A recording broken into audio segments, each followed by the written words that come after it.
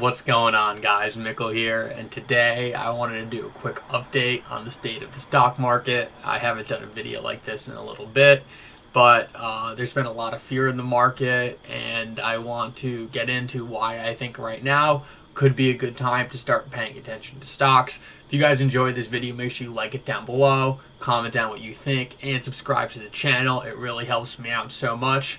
And let's jump right into this video.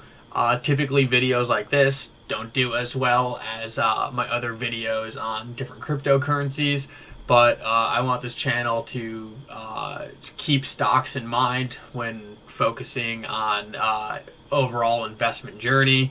I think it's important to hedge in different markets because looking at different markets present different opportunities at different times. If you're someone who, like me, who always likes to be putting money into the market, it's nice to kind of start putting money in when the markets present an opportunity. And if you follow multiple different markets and are bullish on multiple different sectors within a market, there's always kind of a decent place to put money. Jim Cramer kind of has the famous quote, "There's always a bull market somewhere." I kind of like it to look at that the opposite way. There's always seems to be a bear market somewhere, and that's typically where I like to start averaging into positions.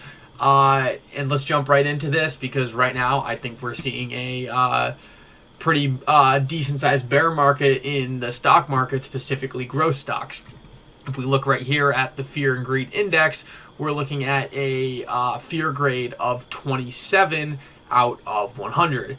And you have to realize that at the height of the coronavirus pandemic, which will probably be the most fear we'll probably see in a little bit, we were looking at around a 10 to 13 range. So to be at a 27, that's pretty fearful in comparison, considering we don't have nearly as many uncertainties as we did then as we do now. If we take a look down here at this overall chart, and CNN is the only site that I could find this Fear and Greed Index on, and it's horrible. It doesn't even show me the dates. I can't click on anything, but anyway, we'll just go with it here. We can see at the bottom of the pandemic, we essentially had our low in the Fear and Greed Index. Looks like it actually went down to maybe below 10, maybe 7, and right now we're hovering around 20. It's hard to say if this is going to be the bottom, but it is easy to tell that we're not in a state of greed. We were there around February of 2020. We were almost in the 90s. Now we're in the 20s. So I just think it's important that this is kind of when you want to start averaging into markets. I think it's also important to point out that this is a time when a lot of the major indices are actually at all-time highs. And this is important to point out because if we look at something like the NASDAQ, the NASDAQ is still well at all-time highs, and we're in a point of fear in the market. This kind of points out that not all the fear is necessarily in the main indices, and there's other subsectors where a lot of this fear is being felt. And in my opinion, a lot of that is in growth stocks, and that's kind of where I like to currently build out my positions.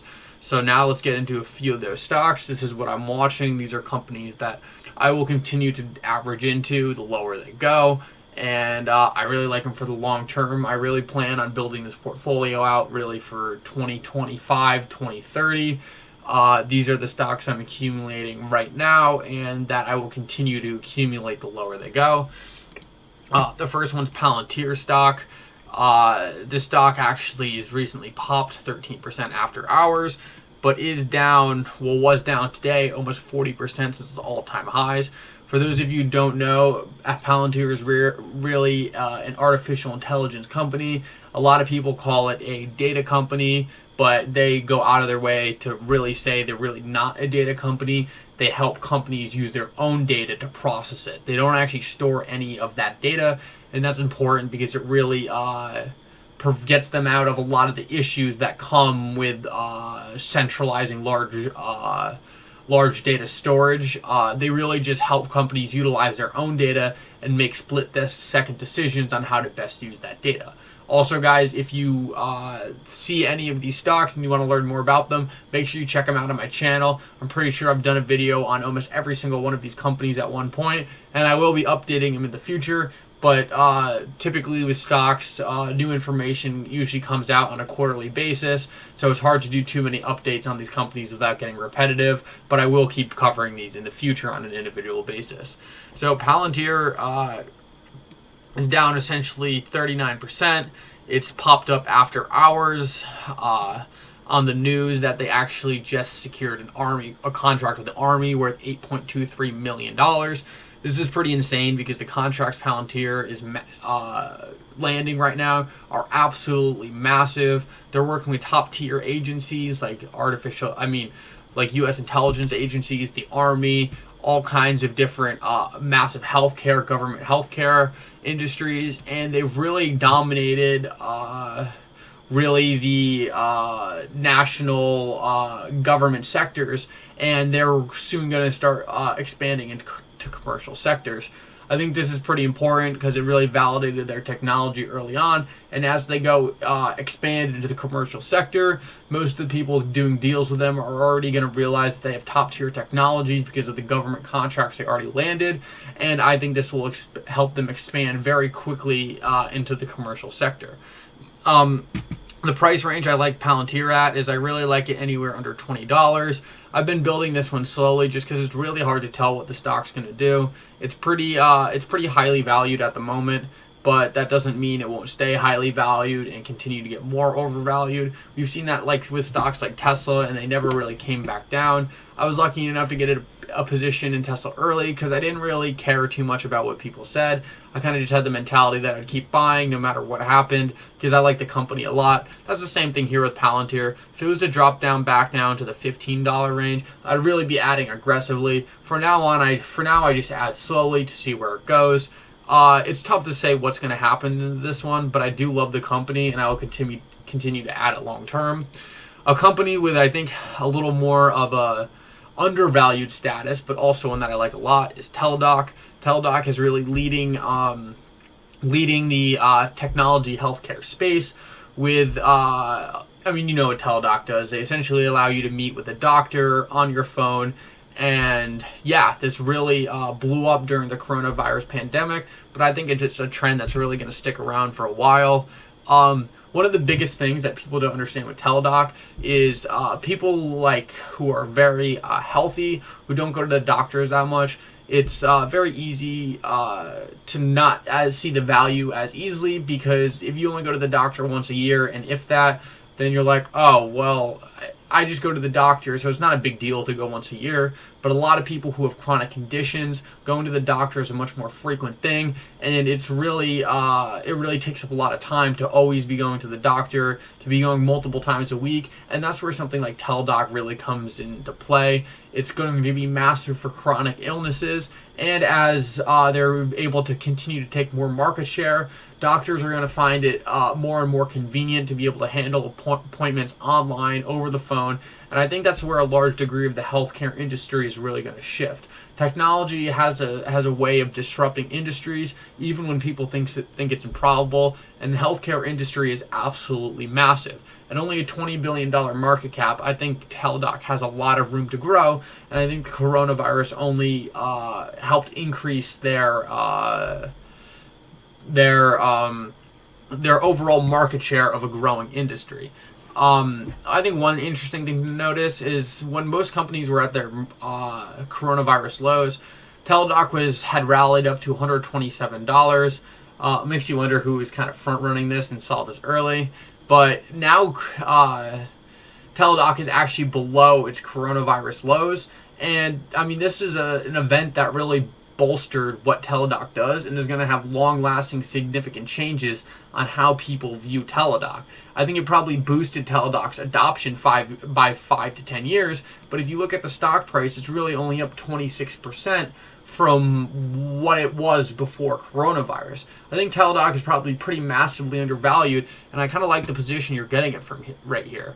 I think Teledoc could still fall more because it's been falling for a while, but I really don't see it going much below $100, and if it does, I really think it's a good buying opportunity. I think Teledoc's going to be a leader in this industry for a long time. I think this industry has a lot of room to grow, and you are getting Teledoc down 57% right now. I don't think there's really any way Teledoc won't break its all-time highs in 5 to 10 years from now. And I think that's pretty conservative. I'm going to keep averaging down on Teledoc until it stops dipping. I don't see it going any lower than $100. I think that would be a screaming buy. But yeah, I think Teledoc's a good company in a growing secular trend. I'll go through the rest of these a little quicker, but the next one I have is STEM. STEM is actually a company that works in storing electricity, battery management, and has an artificial intelligence platform that essentially helps utilize stored battery energy more efficiently and helps companies better use their overall stored energy.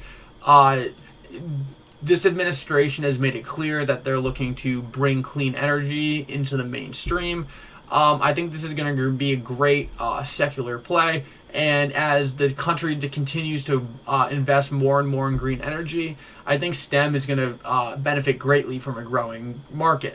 A lot of EV companies came out extremely overvalued, and it kind of caused them to really grow to massive valuations that didn't really make a lot of sense. If you look at like something like Lucid Motors, they were only making a couple $1,000s a quarter, and they're valued in the $50 billion market cap. If you look at something like STEM, they're actually making $20 million a quarter and are looking to make over $100 million on the year. They're still valued pretty high at $2.7 billion, but not nearly as high as the rest of the industry. Not only that, but something like Lucid Motors is actually getting smoked by the competition, like companies like Tesla, but something like STEM is actually beating out Tesla in megawatts deployed over the US for battery storage. I think this is important to note because STEM is actually leading the biggest competitor in its space, and it's valued highly, but not nearly as highly as a lot of other companies whose stock price and overall valuation is based on a lot more on hype. Overall, I think STEM is a very solid business, and industry is gonna continue to grow. I see it as a very safe play, kind of in the battery storage, EV green industry, and overall, I think they're doing a lot of great things. They have a very good management team, and I encourage you to check out my video on STEM to learn more about that one. It is a little bit more of a riskier play than but overall, I really like the company a lot, and I think it's got a lot of room to grow. The next one is Markforged. This is a company I actually work with a lot in my personal life. I'm an engineer at a company called Medtronic, and we use a lot of their printers there.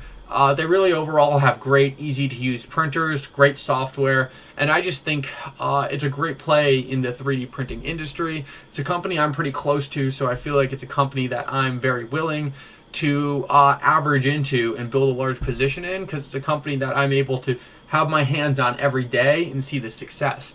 Not only that, but you can ignore this right here. This is just a glitch in the chart. But Markforged is down almost 45% since their merge, and their valuation is essentially plummeting. This one is kind of like catching a falling knife, and you have to be careful with it. But I'm really waiting to see this stock kind of even out and calm down. If it would drop into the $5 range, I would continue to add slowly. This is a company that I think will be valued at $10 billion in the next 10 years. Overall, it's a great play in the 3D printing space, and make sure you check out my video on Markforged, because I think the 3D printing industry is going to grow a ton in the future, and I just think they're probably going to be a top 1 to 3 player in that industry. If you guys haven't noticed, a lot of these picks all happen to be in growing industries, and they're all companies that I think have a great chance to dominate their respective industry, if not grow significantly or be one of the top 3 leaders in that industry. I really like investing in growing industries because I think when an industry grows and you have a great company in that industry, not only will that company take market share, but the market share will always be increasing. Therefore, growth is a lot more sustainable than an industry that's stagnant. Next up, we have Twitter stock. And Twitter is a company that I'm not necessarily the biggest fan of every decision they make, but overall, I think in general, they do have a pretty great platform. It's the only platform where it's almost required, as if you're a CEO or a company, that you have an account on Twitter. They really tailor their content a lot more towards information and breaking news. And that's something I think it has an advantage over something like Facebook, Instagram, and Snapchat. A lot of those companies really focus their content on entertainment.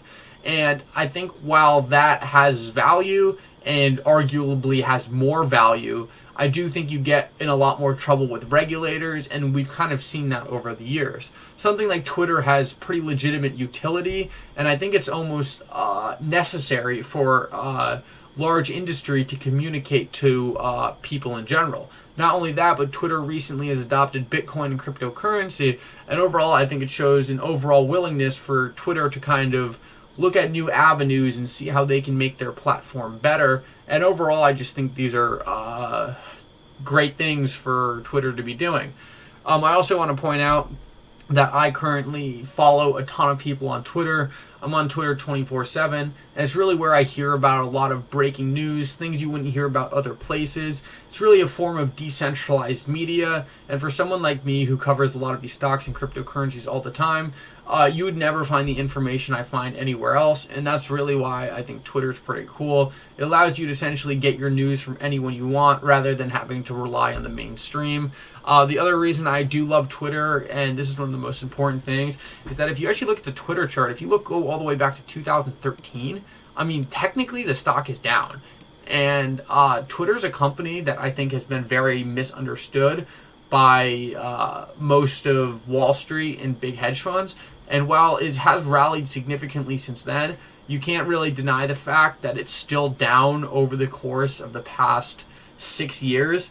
I think Twitter is a platform that's not going to go away over the next 10 years.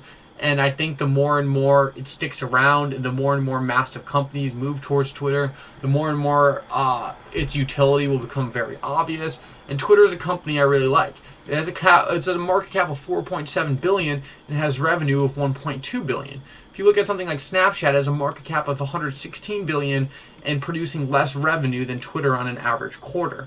I'm not saying Snapchat's overvalued, but it seems to me like Twitter might be undervalued, especially as a platform that I see has a lot more utility than something like Snapchat. I use both pretty frequently, but when I'm using Snapchat, I more just send a couple meaningless Snapchats to my friends, while when I use Twitter, I'm more doing deep dives, information, and engaging in communities, and overall I think Twitter has a lot more staying power. The next stock I want to get into is Concord Acquisition, which is actually a SPAC that will be merging with which Circle, who issues the USDC stablecoin. This one's a little bit of a doozy. Make sure you check out my video on Circle. Before I get too much into it, I just want to show you that the USDC market cap, and this is essentially the amount of coins they have in circulation, has been absolutely skyrocketing from 1.3 billion to 27 to, I think they're at 33 billion now. This is really important to pay attention to because Circle is going to be a behemoth in the cryptocurrency space, and they're really the first regulated stablecoin issuer. The company is currently valued at 3.5 billion, and as you can see, they have at the moment over $33 billion worth of assets under management. Their revenue is growing over 100% a year, and I just think they're a very little known company that's going to be a significant infrastructure play in the crypto universe. I actually think they're going to be a lot more important than the Coinbases of the world, and if you check out my video on Circle stock specifically, you can find out why. I just think Circle's kind of a company that most people don't understand, but for me, who has a very good and fluent background in crypto, it's one that I latched onto pretty quickly, and I think it's a very cool play in the space, and one that I'm going to be adding very aggressively. At the moment, I haven't been adding too much because I kind of built my position around this place, and recently once companies de-SPAC'd, they've essentially fallen off a cliff. So I've just kind of been waiting for this one to de-SPAC, get that risk out of the way, see where it goes from there. I would really like to see it drop off a cliff, and I would really be adding this one aggressively. This is one I love and one that I would be willing to build into a massive position. For now, I'm kind of sitting on my hands because I do anticipate this to drop off because not a lot of people would likely understand the company that well. The last one I want to get into is Airbnb, and I'll make this one quick. This is another one that can arguably said to be slightly overvalued, maybe very overvalued for some people who value companies on a more traditional basis. The one thing I think about Airbnb is I think this company will be in the S&P 500 one day. I think it's going to be the biggest retail company in the entire world. I think they have a lot of runway ahead of them. And overall, I just think it's one of those stocks that in the future probably won't end up dipping much. I think any dip on Airbnb is definitely a chance to buy and get in. Airbnb currently is down 22% since its high, which isn't that much, but at one point it was down 36% from its high. This is one that I'll just be adding to very slowly over time, unless it was to really fall off a cliff and go to the sub $150 range. I wouldn't really be in any position to add to aggressively. Right now, I kind of like where I sit at it, but overall, I just think Airbnb is a great company, and I think this is one of those in 5 to 10 years you look back at, and it might be sitting at $1 trillion, and you might be saying, why was I not buying Airbnb? I just think it's one of those where it's kind of like buying something like Apple like 10 years ago. It's not necessarily a screaming great valuation, but it's a great company that I don't think is going to hurt you to average into with time. Anyway, guys, I hope you enjoyed this video. Videos like this typically don't do as well, so make sure you leave a like on it. I want to make sure I keep covering stocks on this channel, especially at a time like this where there's a lot of fear of the market, and this is really when you want to be buying. I know it sucks when you buy a stock and the next day you're down 5% on it, but it's kind of just something you have to deal with in this market. If it makes you feel any better, I would just buy it and then log out of your app and forget about it. Transfer money in the next day. But these are some great companies that you can be averaging into and feel confident that they're probably going to be great in 5 to 10 years. If that's the case, then they probably will be valued more then. Anyway, guys, I hope you enjoyed this video. Make sure you like it down below. Keep subscribing. And for now, Mikkel out.